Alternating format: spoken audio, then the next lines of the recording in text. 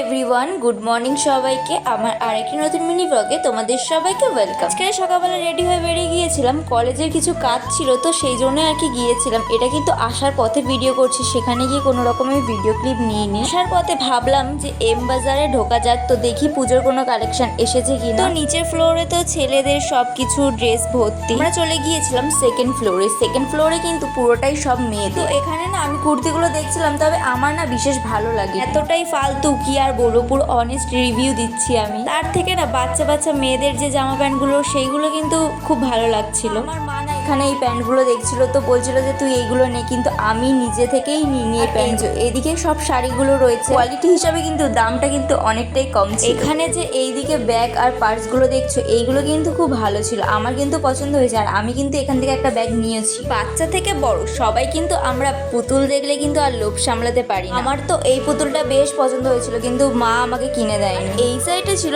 বিভিন্ন রকমের বোতল। আমি কিন্তু আগের বারে যখন এসেছিলাম এখান থেকে একটা বোতল কিনে নিয়ে গেছিলাম, এখনো কিন্তু ইউজ করার সময় না বিরিয়ানি কিনে নিয়ে এসেছিলাম। তো আজকে ভিডিওটা এতটাই, আর কি কিনেছি সেইটা কিন্তু আমি নেক্সট ভিডিওতে